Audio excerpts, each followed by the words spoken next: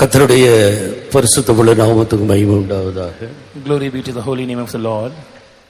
நம்மை விட்டு பிரிந்து தன்னுடைய இளைப்பாறுதலுக்குள் பிரவேசித்திருக்கிற நம்முடைய அருமையான தலைமை பாஸ்டர் ஏற்கனவே மலேசியாவில் 7 வருடங்கள் தன்னுடைய ஊழியத்தை செய்திருக்கிறார். Our beloved chief pastor, who has left us to be with the Lord in his eternal rest, has already served the Lord in the country of Malaysia for a period of 7 years.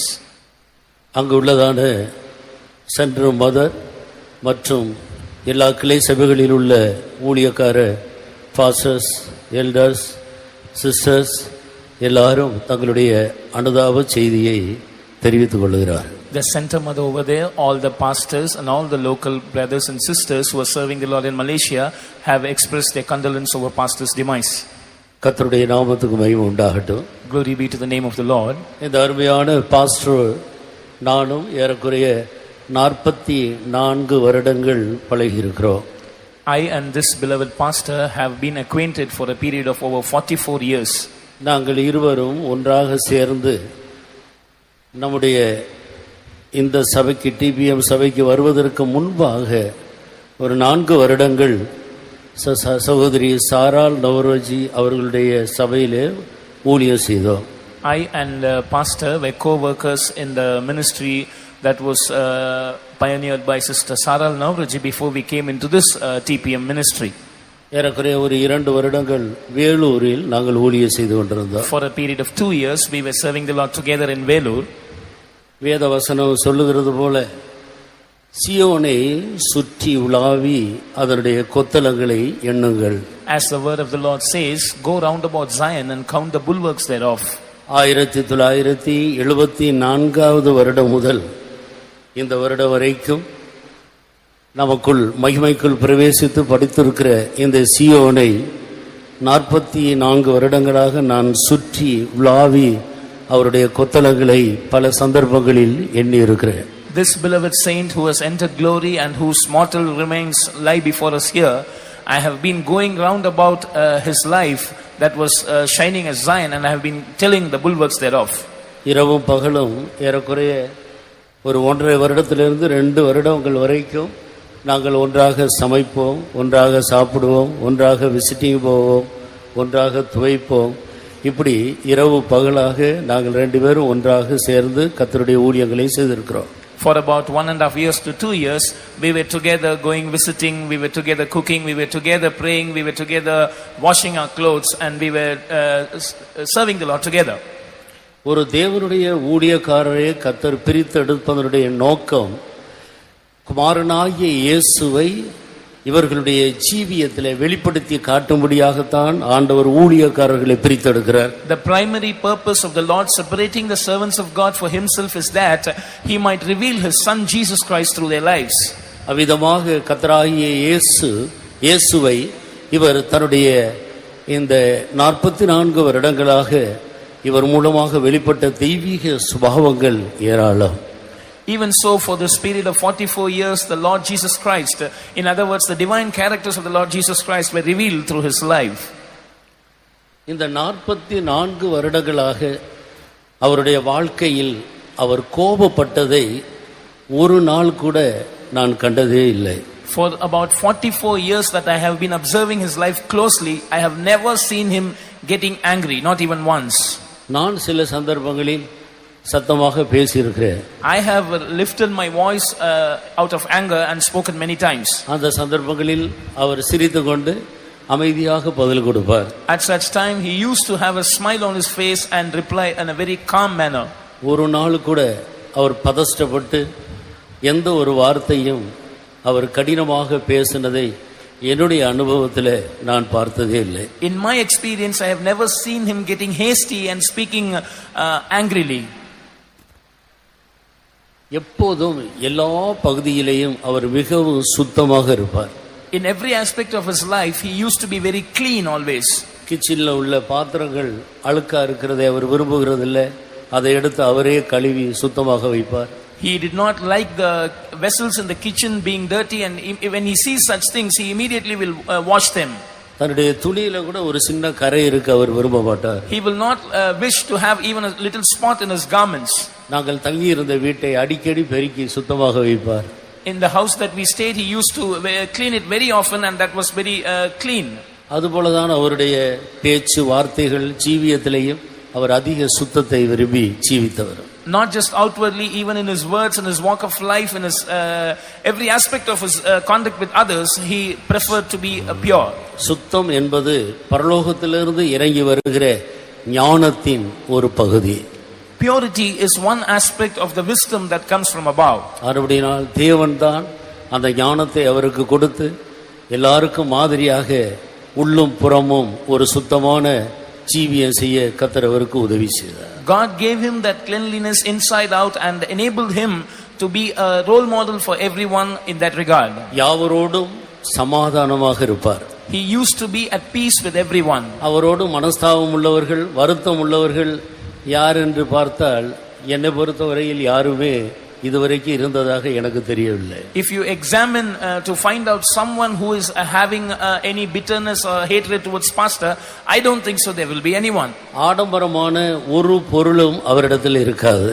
He did not carry any lavish or any costly item with him. அவருடைய வாழ்க்கையெல்லாம் ரொம்ப simple லைஃபை அவர் பாதுகாத்து கொண்டார். All through his life he kept that simplicity. நாங்கள் அந்த வெளி சபையில ஊழியம் செய்த போது அந்த ஊழியத்தில் எங்களுக்கு ஒரு திருப்தி இல்லாத சந்தர்ப்பத்தை நாங்கள் உணர்ந்தோம். When we were serving the Lord in that other church, there was an instance when we felt that we could not get the real satisfaction out of the ministry. அந்த நாட்களில் இப்பொழுது இருக்கிற நம்முடைய இந்த சபையை குறித்த எந்த ஒரு நல்ல அபிப்பிராயமும் எங்களுக்கு இல்லை. Those days we did not have any good opinion about the Pentecostal Mission Church. உலகத்திலே எந்த சபைக்கு வேண்டுமானாலும் போகலாம், இந்த சிபிஎம் சபைக்கு மட்டும் போகக்கூடாது என்றுதான் நாங்கள் பல விதங்களில் போதிக்கப்பட்டிருந்தோம். We were admonished in many ways that you can go and join any church in the world except CPM. இந்த ஊழியத்திலே திருப்தி இல்லாத ஒரு நாள் நான் வேலூரில் ஞாயிற்றுக்கிழமை காலை ஆராதனையும் முடித்திருந்தேன். இவர் பக்கத்தில் உள்ள ஒரு பிரான்ச்சுக்கு சோளிங்கர் என்ற ஒரு இடத்துக்கு ஊழியத்துக்கு போய் ஆராதனை முடித்து அவர் இரவு திரும்பி வந்தார். When this was our story, once I was conducting the Sunday morning service in Vellore, when pastor had gone to conduct a church in one of the branches that was in Sholingar. அவர் வருவதற்கு முன்பாக நான் அவருக்கும் எனக்கும் சேர்த்து சமைத்து வைக்க வேண்டும். அடுத்த வாரம் நான் அங்கே போவேன், இவர் சமைத்து வைப்பார். Before he has to come back, I had to cook for both of us. The next week I had to go to Sholingar and he used to cook before I came. சமையல்ல கூட மிகவும் நன்றாக சமைக்கக்கூடிய கிருபை பெற்றவர். He had the grace to cook well. He was a very good cook as well. கர்த்தருக்கு ஸ்தோத்திரம். Praise the Lord. இப்படி இருந்த நாட்களில் நான் இவருக்கு தெரியாமல் நாம் இந்த ஊழியத்தை விட்டு போய் எங்கேயாவது இமயமலை பக்கத்தில் போய் சன்னியாசியாக ஊழியம் செய்யலாம் என்று சொல்லி நான் என்னுடைய துணிகளையெல்லாம் எடுத்து ஒரு பைக்குள் வைத்து அந்த நாங்கள் இருந்த வீட்டை பூட்டிவிட்டு அவருக்கு சமைத்து வைத்துவிட்டு சாவியை பக்கத்தில் உள்ள ஒரு விசுவாசியிடத்தில் கொடுத்து நான் பக்கத்தில் போய் வருகிறேன் என்று சொல்லிவிட்டு போய்விடலாம் என்று முடிவு பண்ணி சமைத்து வைத்துவிட்டு என்னுடைய துணியெல்லாம் எடுத்து வைத்து என்னுடைய பிரயாணத்துக்காக நான் ஜெபம் பண்ணினேன். On that particular day, because I was quite dissatisfied with that ministry, I planned to go to the Himalayas and become a sannyasi, and I did not want to inform pastor about this, so I thought that before pastor would return, I should cook for myself and him, and I also packed all my baggage in order to start my journey. And I gave the keys of the house that we stayed to a believer who was nearby. ஜெபித்துக் கொண்டிருந்த போது திடீரென்று ஒரு சத்தம் எனக்கு கேட்டது. When I was praying, I heard a voice. அதற்கு முன்பு அப்படி ஒரு சத்தத்தை நான் கேட்ட பழக்கம் எனக்கு இல்லை. Prior to that, I did not have the experience of hearing such a voice. நீ என்னை போல ஜீவிக்க விரும்பினால் சிபிஎம்முக்கு போ என்ற ஒரு சத்தம் மிக தெளிவாக என்னுடைய காதில் தொனித்தது. I heard this voice very clearly ringing in my ears. If you want to live a holy life just like me, go and join CPM. அதே நேரத்தில் இவர் பஸ்ஸில் வந்து கொண்டிருந்த போது ஆண்டவர் அவரோடு பேசி, நீ ஊழியம் செய்கிறது ஒரு அப்போஸ்தல ஊழியம் அல்ல, ஒரு அப்போஸ்தலருடைய ஊழியத்திலே நீ போய் ஐக்கியப்பட வேண்டும் என்று ஆண்டவர் அவரோடு பேசினார். At the same time, when pastor was returning from Sholinga, the Lord spoke to him right on the bus that the ministry that you're doing presently is not of an apostolic consecration, and you must go and join yourself with the fellowship of the apostles. நாங்கள் ஒருவருக்கொருவர் இந்த விஷயத்தை பகிர்ந்து கொள்ள முடியவில்லை. We could not share what the Lord had spoken to each of us personally with each other. எப்படியானாலும் இந்த சத்தம் கேட்டபடியினால் பிரயாணத்தை நான் நிறுத்தி குழப்பத்துக்குள்ளாகிவிட்டேன். Because I heard this voice of joining TPM, I stopped my journey and I was in a confusion. 2 மாதங்களுக்கு பிறகு நாங்கள் 2 பேரும் head குவார்ட்டருக்கு வந்தபோதுதான் அங்கு உள்ளதான பல குழப்பமான காரியங்களை கண்டு கர்த்தர் தான் நம்மோடு பேசியிருக்கிறார் என்று சொல்லி நாங்கள் இந்த நம்முடைய சபைக்கு வந்து சேர்ந்தோம். 2 months later, when we came to the headquarters of that church, we saw certain confusions over there, and then we assured ourselves that the Lord had indeed spoken to us to join TPM, and so we came to our mission. கர்த்தருடைய நாமத்துக்கு மகிமை உண்டாகட்டும். Glory be to the name of the Lord. இந்த சபை சரியில்லை என்று சொல்லி வெளியே போய் ஊழியம் செய்த அவர்களோடு நாங்களும் அந்த ஊழியத்தை செய்து அங்கிருந்து இந்த சரியான இடம் இதுதான் என்று ஆண்டவர் திருப்பி கொண்டு வந்தார். கர்த்தருக்கு மகிமை உண்டாகட்டும். We had united ourselves with those who said that this church is not right, and they had separated from us, and they had started an independent ministry, but the Lord separated us from there and brought us to the right place, which is this church. இது தேவனால் ஏற்படுத்தப்பட்ட சபை, இங்கே சத்தியம் இருக்கிறது என்பதில் உறுதியுள்ளவர்களாக இருக்க அந்த சந்தர்ப்பம் எங்களுக்கு மிகவும் உதவியாக இருந்தது. That was an instance which was a great help to us in assuring ourselves that this is the truth and this is the church the way we have to continue. இவர் தேவனுடைய ஆவியினால் சரியாக நடத்தப்பட்ட ஒரு தேவனுடைய ஊழியக்காரராக இருந்தார். This saint was a worker who was properly led by the Spirit of God. கடைசியாக மலேசியாவில் நடந்த ஊழியக்காரர் கூட்டத்திலே கர்த்தர் அவரை நடத்தின விதத்தை எங்களோடு பகிர்ந்து கொண்டார். In his last workers meeting in Malaysia, pastor was sharing about the ways in which the Lord had led him. குறிப்பிட்ட ஒரு இடத்துக்கு அவர் போக வேண்டியதாக இருந்தது. ஆனால் அந்த இடம் எங்கே இருக்கிறது என்று அவருக்கு தெரியவில்லை. He had to go to a particular place which he did not know where it was. அங்கே இருந்த டிரைவருக்கும் கூட அந்த இடத்தை பற்றி எந்த அறிவும் இல்லை. Even the driver there did not know where the place was. அப்போது இவர் வண்டியிலே உட்கார்ந்து கொண்டு சரி நாம் போகலாம், கர்த்தர் நம்மை நடத்துவார் என்று சொல்லி விசுவாச வீட்டை விட்டு வெளியே போனார்கள். He sat in the vehicle with faith and said the Lord will lead us, and they set out of the faith home. ஆண்டவர் நீ இந்த தெருவுக்கு போ, இடது பக்கம் போ, அதன் பிறகு வடது பக்கம் போ, பிறகு இவ்வளவு தூரம் நீ போ, இப்படியே சொல்லி சொல்லி சொல்லி சொல்லி அநேக தூரம் நடத்தி கடைசியாக ஒரு இடத்துக்கு வரும்போது நில், இப்போது இந்த 3வது அந்த வீட்டை நீ பார் என்று சொல்லி ஆண்டவர் அவரோடு பேசினார்.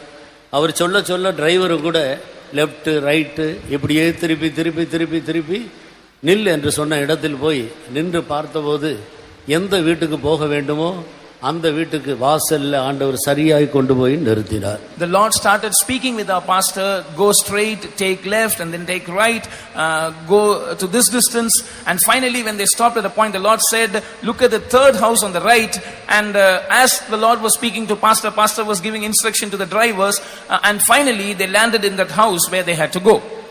சகலவற்றையும் குறித்து போதிக்கிற தேவ ஆவியானவர் எப்படி கொர்நேலியுடைய ஆட்களுக்கு சீமோன் பேதுரு இருந்த அந்த வீட்டை சரியான அட்ரஸ் கொடுத்து அனுப்புனாரோ அதுபோல ஆவியானவர் சகலவற்றையும் அவருக்கு போதித்து நடத்துவதிலே அவர் நல்ல அனுபவம் பெற்றவராக இருந்தார். The Spirit of God who teaches us all things, as he led the men from the household of Cornelius to the house where Simon Peter was staying, the Lord also led pastor in every way of his life by giving him the right counsel.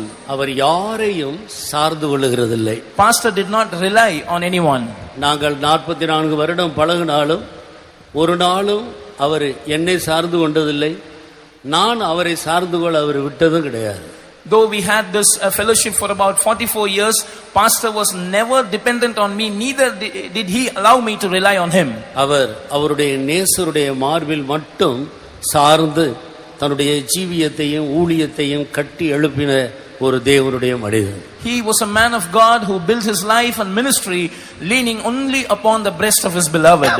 தன்னுடைய பிரதிஷ்டையின் ஜீவியத்தில் அவர் மிகவும் உண்மையா இருந்தார். He was very faithful in his life of consecration. அவர் ஒரு முறை பெங்களூர் போயிருந்த போது அவருடைய அண்ணன் குடும்பத்தார் அங்கே இருக்கிறார்கள். அதை பார்த்து சுவிசேஷம் சொல்லலாம் என்று அவர் போய் கொண்டிருந்த போது அவருடைய வீட்டுக்கு முந்தின வீட்டு அந்த இடத்துல போய் ஆண்டவர் என்னை பார்க்க அனுமதிக்கவில்லை என்று சொல்லி அப்படியே திரும்பி வந்து விட்டார். அந்த வீட்டுக்கு போக இல்லை. Once pastor had this idea of visiting his brother's house which was in Bangalore with the intention of sharing the gospel to them, and he had set out from the faith home to go there, but just a house before the house they were dwelling, he stopped the car and said, God is not permitting me to meet them, and so he came back without visiting them. அவருடைய விசுவாசத்தில் அவர் மிகவும் உறுதியுள்ளவராக இருந்தார். He was very firm in his faith. ஒரு நாள் இரும்புலியூரில் அவருடைய ரூமில் அவர் கொஞ்சம் பல்லு வலியினாலே கஷ்டப்பட்டு கொண்டு அப்படியே துக்கப்பட்டு கொண்டிருந்தார். Once in his room when he was in Irumbaliyu, pastor was suffering from a severe toothache and he was very grieved because of it. நீங்கள் ஏன் ஒரு மாதிரி உட்கார்ந்து இருக்கிறீர்கள், என்ன விஷயம்? I asked him, why are you so upset, what is the matter?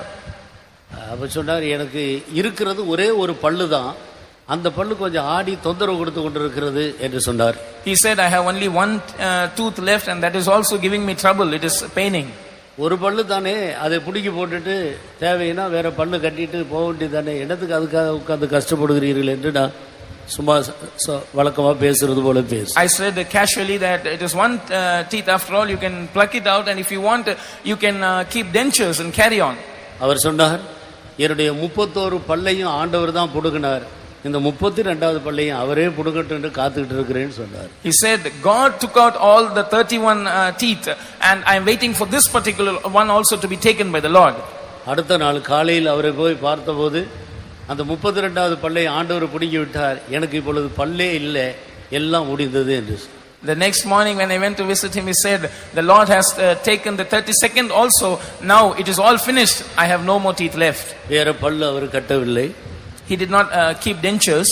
ஆனால் அவருக்கு பல்லு இல்லாதது போல யாரும் சொல்ல முடியாது. அவருடைய வார்த்தைகள் எல்லாம் தெளிவாக இருந்தது. பல்லு இல்லாமலே முழு உலகமும் போய் அவருடைய ஊழியத்தை அவர் நிறைவேற்றி முடித்தார். But no one could complain about the lack of teeth in his mouth because his speech was very clear. Without having these teeth, he was able to travel across the globe and preach the word of God. ஏறக்குறைய 25 வருடங்களுக்கு முன்பாக அவர் மலேசியாவில் ஊழியம் செய்து கொண்டிருந்த போது ஒரு நாள் என்னை ஆண்டவர் அமெரிக்காவில் அலஸ்கா என்ற ஒரு இடத்துக்கு கொண்டு போவதாக சொல்லி இருக்கிறார். நான் என்னுடைய டைரியில எழுதி வைத்திருக்கிறேன். எப்பொழுது கொண்டு போவார் என்னன்னு எனக்கு தெரியாது, அது எந்த பக்கம் இருக்குன்னு தெரியாது. ஆனால் ஆண்டவர் சொன்னபடினால் ஒரு நாள் அதை அவர் செய்வார் என்று சொல்லி அந்த நாளிலே அவர் என்னிடத்தில் சொல்லி இருந்தார். About 25 years ago he was serving the Lord in Malaysia. He shared with me that the Lord has spoken to him about a place called Alaska. He said that I do not even know where it is, but because the Lord has spoken to me, I have written it in my diary, and someday or the other the Lord is sure to take me there. இப்போது அவருடைய கடைசி சுவிசேஷ பிரயாணத்துக்கு போவதற்கு முன்பாக நான் அவரிடத்தில் கேட்டேன், ஆண்டவர் உங்களை அலஸ்கா என்ற ஒரு இடத்துக்கு கொண்டு போவேன் என்று சொன்னாரே, நீங்கள் ஏற்கனவே அமெரிக்காவில் ஊழியம் செய்தீர்கள், இப்போதும் பல முறை இங்கே போயிருக்கிறீர்கள், அந்த இடத்துக்கு ஆண்டவர் உங்களை கொண்டு போனாரா என்று கேட்டேன். And before his final missionary journey, I was asking him, Pastor, you had already served the Lord in America. You had also told me that God has told you that He will take you to Alaska. Have you visited that place ever? அவர் சொன்னார் சிரித்துக்கொண்டு, இந்த வருடம் தான் அங்கே போகிறேன். ஒரு வாரம் நான் முன்னாலே போய் அங்கே 3 நாள் கூட்டம் வைத்திருக்கிறோம். அமெரிக்காவில் உள்ள ஊழியர்கள் அங்கே போய் முன்னால் ஆயத்தப்படுத்துகிறார்கள், நான் அங்கே போய் ஊழியம் செய்வேன் என்று சொல்லி போனார். With a great smile, pastor said, this year the Lord is taking me there. We have arranged for 3 days of ministry in that place. The workers in America are going before me to make the necessary arrangements, and I'm going to preach there for the first time. அதையும் நிறைவேற்ற கர்த்தர் அவருக்கு உதவி செய்தார். The Lord enabled him to fulfill that ministry as well. வேதம் அவருடைய மன மகிழ்ச்சியாக இருந்தது. The word of God was his delight. வேத புத்தகத்தை தவிர வேறு எந்த புத்தகத்தை எடுத்து அவர் படித்ததை நான் பார்த்ததில்லை. I have never seen him reading any book except the Bible. ஒரு பிரசங்கம் பண்ணினால் நிறைய வேத வசனங்களை மேற்கோள் காட்டுவார். When he used to give a sermon, he used to highlight or quote a lot of verses from the Bible. எந்த ஒரு காரியத்தை குறித்து அவரிடத்தில் நடத்திப்புக்காக அணுகினாலும் நான் ஜெபித்து விட்டு சொல்லுகிறேன் என்று சொல்லி நாம் அமைதியாக இருந்தாலும் 1-2 நாட்களுக்கு பிறகு அவர் மறுபடியும் நீங்கள் இந்த விஷயத்தை கேட்டீர்களே, நான் ஜெபித்தேன், ஆண்டவர் இப்படி சொன்னார், நீங்கள் இப்படி செய்யுங்கள் என்று சொல்லுவார். When we used to approach him for guidance in any matter, he will calmly reply that I will return back to you after prayer.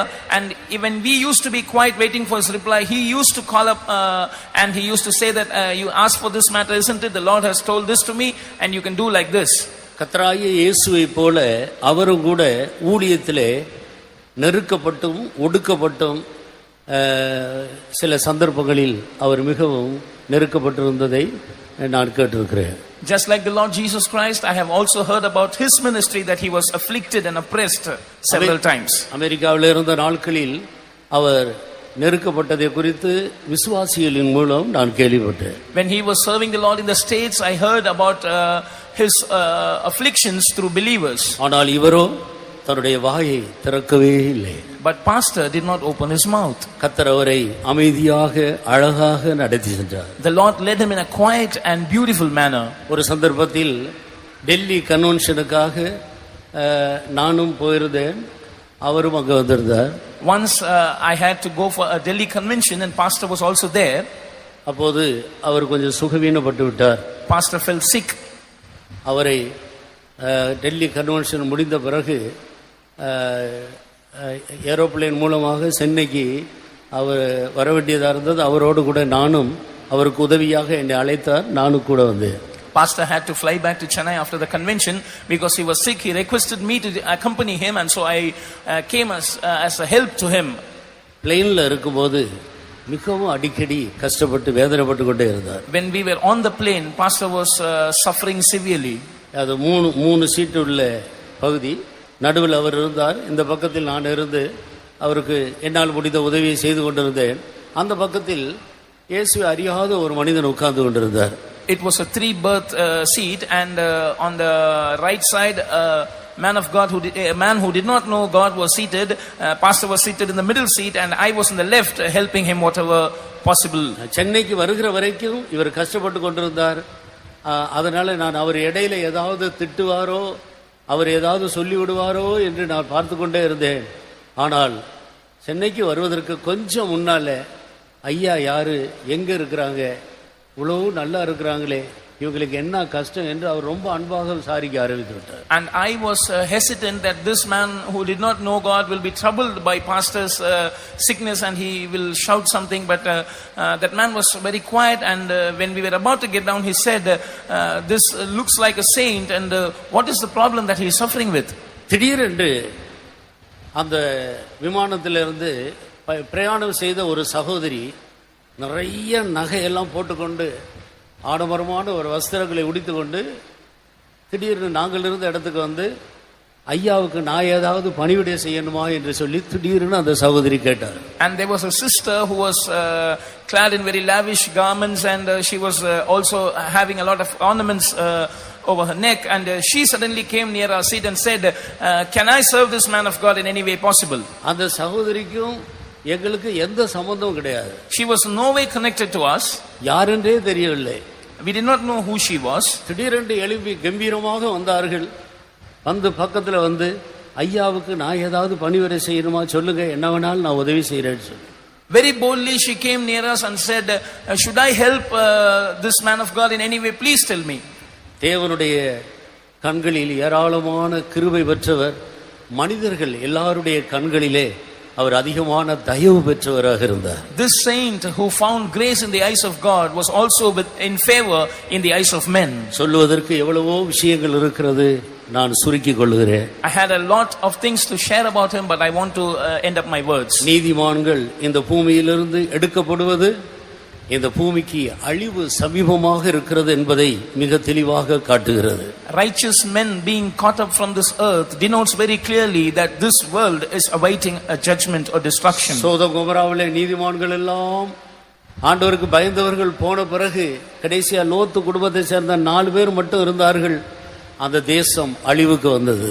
When all the devout men had left Sodom and Gomorrah, and finally only Lot's family, 4 of them were left there, and so a great destruction met that place. இந்த ஹால்ல இருக்கிற ஒவ்வொரு தூணாக நாம் உடைத்து கொண்டே வந்தால் இந்த ஹால் முழுவதும் உடைந்து போகும் என்று நாம் அறிந்திருக்கிறோம். We know that if we keep breaking the pillars of this hall one by one, finally this hall would collapse. நீதிமான்கள் எடுத்துக்கொள்ளப்படுகிறார்கள், ஒருவரும் அதை மனதில் வைக்கிறதில்லை. The righteous are taken away and none taketh it to his heart. பரிசுத்தவான்களுக்காக, சபையின் தூண்களாயிருக்கிறவர்களுக்காக நாம் ஜெபிக்க வேண்டியது நம்மேல் விழுந்த பெரிய கடமை.